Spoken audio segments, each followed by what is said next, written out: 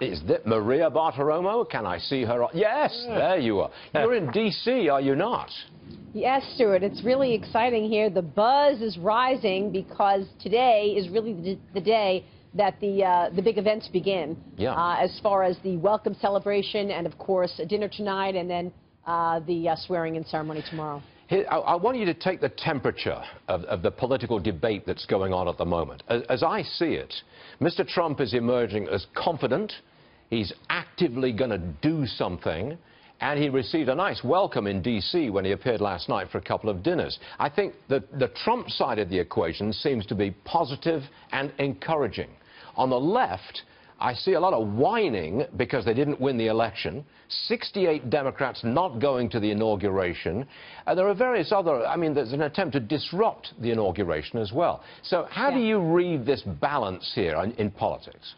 You know what, Stu? I don't think there's much of a balance. I think most people think that those 68 Democrats are simply crybabies, and they just do not want to get their head around the fact that Donald Trump will be the 45th president of the United States. And even earlier today on the morning show, I had on Senator Joe Manchin.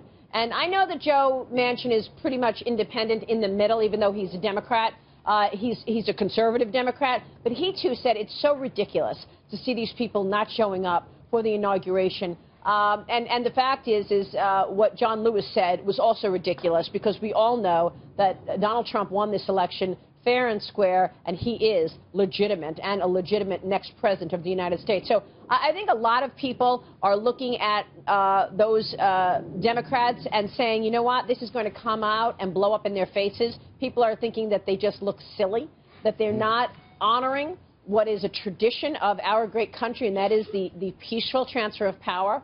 So I think that there's a lot of excitement in the air. Clearly the people who are here, the guests of Donald Trump and the people who have supported Donald Trump, obviously they are very excited. I got a chance to go to the new Trump International Hotel yesterday. It was buzzing. It's absolutely gorgeous.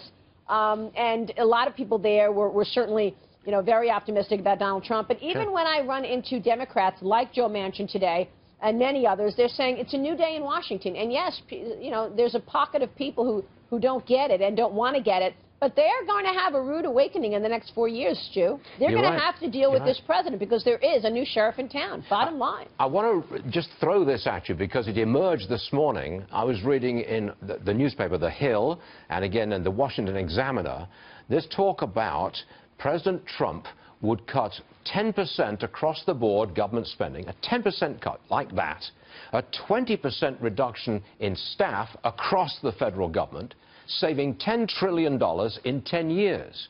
I've been hearing about this kind of cost-cutting and staff-cutting for many, many years in government, but I never see it actually happen. I know this is new to you, it's just like it's new to me. You think he could actually do that, Maria? Stuart, I think he can. Look, he made a promise to the country during the campaign that he wanted to make government smaller. He also made a promise that he would approach things like tax reform the way a business person does. You look at his cabinet, he's got all business people. What is most important to business people when they're looking at the balance sheet and when they're looking at managing tens or hundreds of thousands of employees? The cost. And so they're going to take cost out of this government. Sure, some of the areas where I was reading about maybe were surprising. He's going to cut funding, Commerce Department. He's going to cut funding elsewhere. But he's got to do this in order to pay for the tax cuts, Stu. And I think he's going to do it.